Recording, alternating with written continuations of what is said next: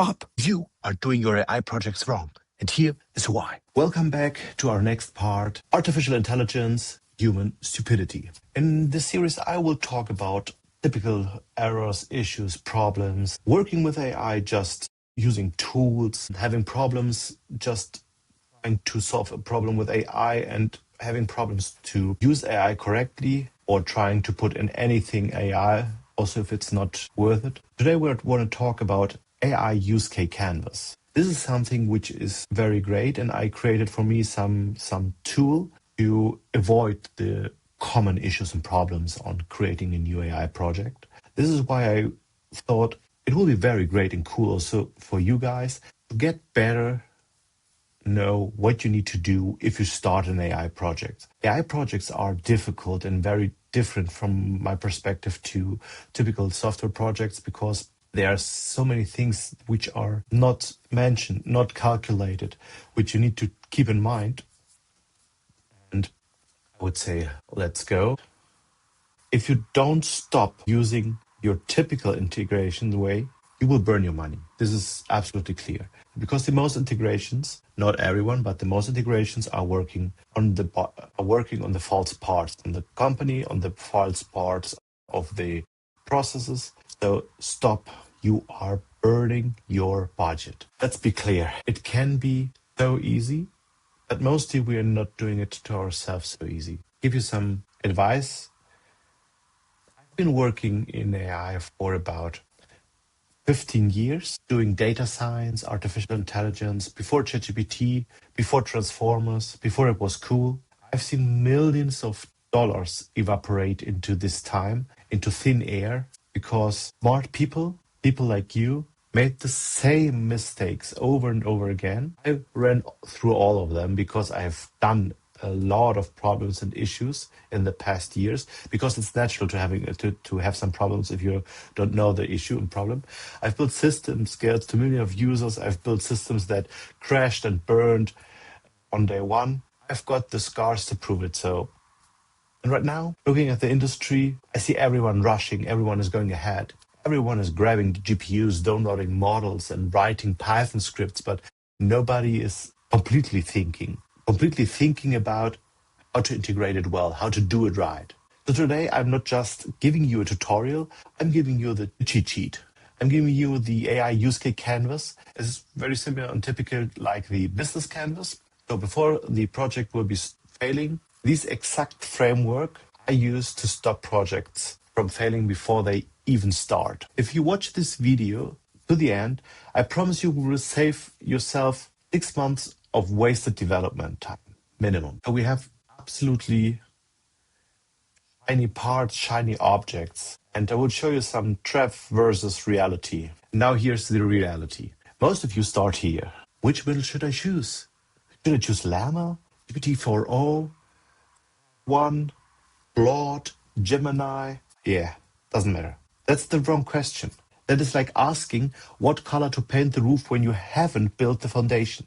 The canvas I'm about to show you forces you to answer the uncomfortable questions, the questions that developers hate, that businesses need. And this is it. It looks simple. It's supposed to be. But every single box on this sheet represents a project I've seen fail because someone ignored it. We're going to fill this out together, step by step, and I'm going to tell you exactly where the traps are. Phase 1, the why. Idea, value, customers. Let's start with the idea and value proposition. If you can't write down which problem is being solved in one sentence, stop coding. It's waste of lines, it's waste of typing, of your time, customers' budget, or your employer budget. It's waste of time. And I mean it. I once worked on a project where we spent months optimizing an algorithm only to realize the client didn't care about it. They cared about interpretability. We solved the wrong problem. Next, look at customers. This isn't just who buys it. It asks, in what situation, with which assumption? Think about it. If I build an AI for a quiet library and the user tries to use it in a noisy factory, the AI fails. Not because the code is bad, but because the assumption was wrong. I developed once some transcription engine to transcribe video series, TV shows, and else. And we ran it through different kind of models. It was back in 2016, 17. And we figured out our model was way better than the other models we tested on. It's not because I'm the genius. No, absolutely not. It's just we used complete different data sets because we used the data set especially for the use case because we want to transcribe TV shows. And we used TV shows as reference material, as data sets to train the model. So it got a lot of scenes where it was mixed with background music, with noises, with shouting and else. And this made this model very strong. This is something what we had back. Well, today the models are way better, but in 2017, this was tremendous. It was absolutely awesome. You have to get inside the head. Parts of your situation useful for other products. That's how you scale. I will repeat it. Are parts of your solution useful for other products? Not that you create a great product and this is the only one. No. Leverage the. You have to get inside their heads. Are parts of your solution useful for other products? Not that you created the biggest and best products and the only product the humanity will use. No, you only scale if you can connect with others. If you don't see everyone as competitor because you will try to build something similar in next level, if you found a way to collaborate, to connect to other products and let them use it, this is how you scale your AR products. So incredibly fast. This is awesome. Let's continue with phase 2, the fuel. Data, noise, resources. Now let's talk about my favorite topic, about data. AI lives on data. But to be honest, what do we have available? How much of it? From every customer, I'm hearing and get as answer, yes, we have a lot of data. We can train the AI model on. And if I look at the data, that's nothing you can use. It's completely messed up, not organized. You need to search through thousands or millions of files and data to find the correct data in between. And it's nothing where you can say, well, let's get started. Let's create an AI project. And that's why I would say, what do we have available? How much of it? Also, if I got the message from the clients, oh, we have tons of data. I'm connecting to the database and it's empty. And I look at the file server. There are PDFs, unstructured, not already recognized with OCR, partly images scanned from 1990. So there are so many things that you need to prepare before to make this data possible to use. Then you should ask the next question. What could be acquired or generated? Are there files or informations you can just generate, for example, using an LLM or some other files where you can see, well, this is very helpful. For example, creating sample emails or creating some different scenarios for customer service when you want to train them up. The LLMs are perfect for that. Like I said, what could be acquired or generated?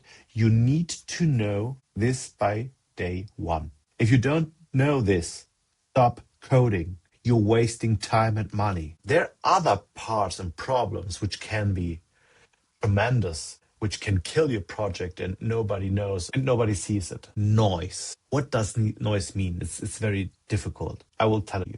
Ask yourself, what distorts or disrupts data? What makes data difficult to understand? If you're training a camera system, for example, to detect defects, but the lighting in the factories changes every hour. That lighting change is a noise because it's messing up your data. If you don't account for noise, your model is just memorizing the lightning, not the defects. For example, I worked on a factory from 2019, 20, 21, roundabout, on a very, very large scale warehouse. Cool. And flew to Kentucky, Louisville, had to create this stuff there.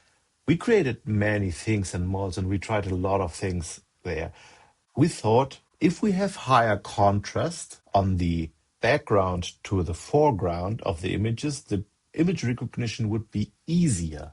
So we can implement much easier the solutions and detect easier the defects. The problem we got is that the reflection of the foil was messing up our data. Sometimes we couldn't recognize any defects because the reflection of the very pink background was messing up all our data. So we went to a different scenario and had to re-record that, created a different scenario. We thought, well, let's try to make the model stronger by doing recordings of 360. But the problem is, we did the recordings of 360. We got a lot of images from around, not so diversity on different pair of products, which made the model good in detecting specific products, but not defects on different products. So you need to check for the noise in the data or noise which is disrupting your data. And one big thing also, don't forget resources. It's not just about GPU. For sure, if you want to work with AI, you need a GPU, but it's not about GPU every time. Let's get back to factory again. Many factories have a different kind of infrastructure, network infrastructure, security, and else. So if you want to put an AI there, sometimes you need to have a specific setup to be allowed to send data outside the factory, outside the warehouse. You need to have a good connection. Sometimes the connection in the factory is very, very bad because they don't need it. That's why you need to rethink and check for the resources you need for that project. Do you have access? Do you have approvals? Do you have access to the tenants, to the rooms, to the data you want to record or check? Are all tools prepared that you can start collecting, start going ahead? Are these resources all prepared for you to start the AI project? If you don't have it, stop coding, because this can take sometimes, for example, in corporate, months to solve. Not in everyone, but I had the experience in the past. Some corporate take months to give you some approval that you can connect to this tenant. Because it's not one person, there are mostly 20, 30 persons which get involved to help you get access to their tenant or the test tenant or what else. For example, that you understand it's not that corporate is so slow. It's that to build a corporate, they went through a lot of security stuff, a lot of compliance stuff.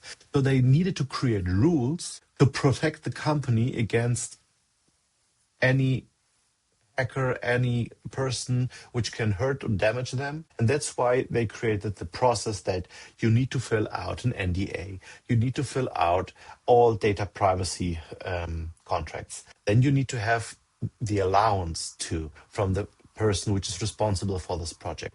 This needs to get scaled up mostly to legal or to compliance. And then the IT gets the formula and needs to check if everything is possible. And this can take weeks, mostly weeks, but in some projects I've experienced it also months to wait on that. So take your time. You need to check the resources. I would recommend you, if you're checking the resources, never work on systems where you have a 100% test environment where you can do everything. We couldn't work and improve some of our projects. Locally, it was working everything fine. I could show it. I could see it is working. On the client's setup, it wasn't working. The problem is that we didn't have access to anything of the tenant for deployment and else. The customer or client haven't given us complete permissions and rights for this test environment.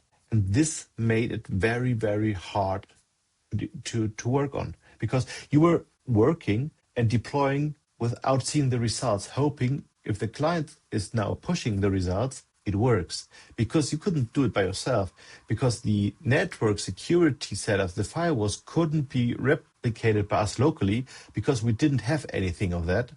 So we need, especially in dev environment, given by the customer, and you need to have full permissions on that small environment. Then you can test everything. This is a very, very important recommendation. I've seen projects stalled for 3 months just waiting for security approval, and that's a resource constraints. Like I said, check out resources. Let's talk about the dark things in the AI development. Also, if AI people don't like it, Also, if all creator which are creating so a valid product don't like it, but there are risks every time on each project. Also, if you don't want to think about it, there are, and there are a lot. At all, if you're building the AI project, your AI coder, your machine learning developer, call it what else you want. I don't mind. You need to be honest for the risk all time. Sure, the model will work. It can do a lot of great things. It can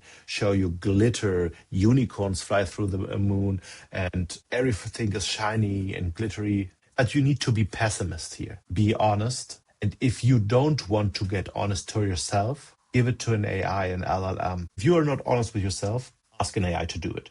I will write down in the comment section and in the description the sample prompt you can use, that the AI is not confirming everything from you, that you get real results. I'd say that he should impersonate some mentor for me and give me the brutal, honest answers to my questions. And then I'm asking, what can go wrong? There are a lot of things which is possible which can get wrong, but not everything. So you need to think about what can get wrong, what can be your fault, what can be problems caused by the clients, what can be problems caused by external suppliers. For example, you want to connect to a CRM system from the client and the supplier is ignoring your requests. You don't get the resources and they change something in their criteria and they don't allow you to connect to their CRM. Then your AI project is dead.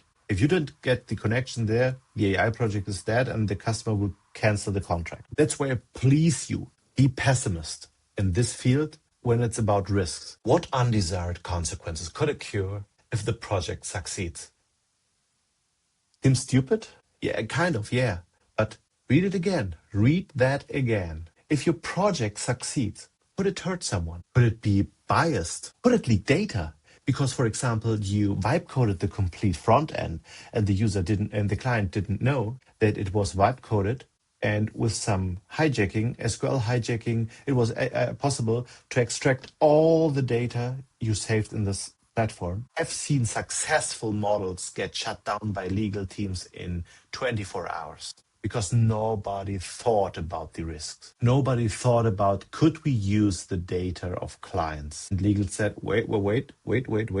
We have in Europe GDPR. What's about that? So they can faster close your AI project than you would say, vibe coding. Yeah, it's absolutely important that you see this. It's nothing that will happen every time, but you need to be very pessimist at the risk to not get surprised and cry at the end because your AI project will be killed. This connects us now to the stakeholders. So direct question to the beginning of your contact person in the project from the client or from your employer. Who needs to be involved or aligned so the idea can deliver value? It's not just the dev team, the AI coaches, the AI experts, or they can call them what they want. They can call them AI queen. Like I said, it's not just the dev team. The AI is not just to solve the lives and the time from developers. Mostly users will use them. And you need to think, it's the users, it's the manager, the guy who pays the server bill. If you don't align them, they will block you off. They will block you. Not like the messages from your last girlfriend. They will directly dump your complete AI project. So think about who needs to get connected, who are the stakeholders, with whom you need to align with, and how often. And also if you got the confirmation that there will be an AI project, also mostly working with bigger companies in corporate, you every time needs to convince the people. It's not that you got the contract, it's done. You can just work on the happy coding, on developing and trying to solve this. You need to convince them that the current results are good and we are on track on the roadmap. And convince them that at the end, the ROI pays it back. So in the correct time amount. So the stakeholder, which will pay off your bills, invoices, are happy and support you on the project. This is very important, mostly for smaller or single entrepreneurs, AI coaches, or AI developers, which are working on their first or second time with bigger companies or corporates. It is very hard. We are in the home stretch. Very important. How do you know if you are winning? Are you doing it right? Are you developing the correct model? Are you solving the correct problem? Are your expectations correct? Did you talk to the right stakeholder? Was the value proposition correct? Everything of these questions will be fixed by target metrics. And stop this bullshit with the vague goals like we want to make it better. We want to create an AI feature that we have an AI system. Why? Everyone has an AI system now. And you can directly remove the AI system and the chatbot itself if it's not useful, if you don't have a value proposition and it's not solving someone's problem. It's waste of time and money. I want from you guys, if you're filling this, at least one metric that can be calculated quickly after every development step. Not an easy one. If you can't measure it daily, you're flying blind. For example, I've worked on a transcription engine, like I said. Transcription is a very hard and very difficult project if you do it manually. We're not talking now about ASR or speech to text from now with AI. I'm talking about transcription. The original one was made by a human. They're taking their headphones, they're listening to the text and writing down what they're listening. This is a very hard job and taking a lot of time. I'm typing very fast, so I'm very good with my fingers. And it took me like 4 to 6 times of the audio time. And there are some calculations that typical if you're starting the first times with transcription, it's about 5 to 7 times of the audio time. For example, you have 1 hour of audio. It takes, when you're doing it the first time, about 5 to 7 hours minimum to transcribe. Because it's very difficult, you need to rehear it, you need to stop, you got confused with the text, you need to roll back, and it's taking time. If you're using now the AI or you just using some older version of these transcription models where you don't have the perfect result, you just got the dictionary where it helps you to select the right words faster. Then you can measure how it helps you on each version of that transcription model, how fast you can transcribe now. Does it really help or does it take more time? And this you do again and again. Then you got metrics to prove if your model saves time or is a waste of money. Yeah, but big questions. When you have all of these metrics and you try to figure that out, where do you test it? Sure, the test slide. You need to ask yourself, if you're working on the AI project, which groups of cases, people, data sets require attention. Don't boil the ocean. Pick one slice. Make it work and expand. We're now coming to one of the, let's say, boring that keeps the lights on. Costs and benefits. What are the direct costs and costs? AI, if your AI costs $5 per query, but the user pays only $1, you don't have a business. For this, I have a very cool story from Shark Tank investor Mark Cuban. I love him. What he's doing, he's a very smart guy. And he got some shares from a company which were sending some stuff. I don't remember this. And he invested them and they scaled and wanted to deliver a great product. And they had one of the best seasons ever. They had so many orders. It was absolutely incredible. The company owner, the CEO, said, we want to do something good for the clients. So we made free shipping. And it cost the company their complete profit margin and more. And they were burning their budget and costs more than it gave money to them. So it was absolutely waste of time because the project didn't pay the costs. It's very important. If you don't pay your bills, if you don't have so much costs, if you don't earn so much from the users, you're having a charity. You're not having a business, you're not having an AI project. It's different if you're making it internal and you want to drive this improvement efficiency for the company. This is something different because you're calculating there from the employer costs and how you can scale it. And this is something different. If you're having a charity, this is nothing bad, but you won't get a seat at Shark Tank if you're calculating like this. Most important, map out the benefits. Show the long-term qualitative and quantitative. Show the long-term qualitative and quantitative. This is how you get your budget approved.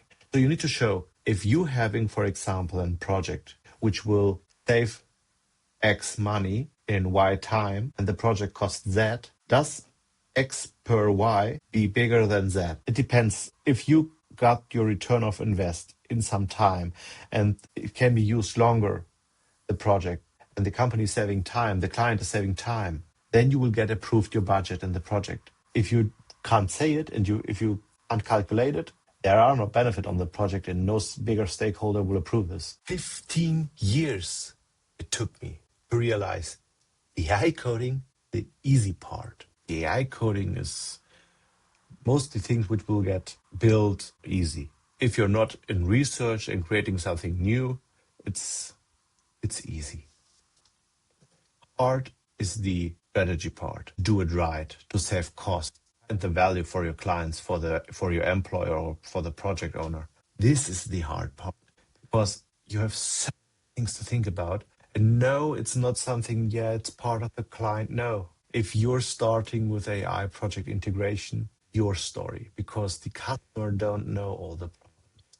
They don't know what comes. They don't know which problem can rise.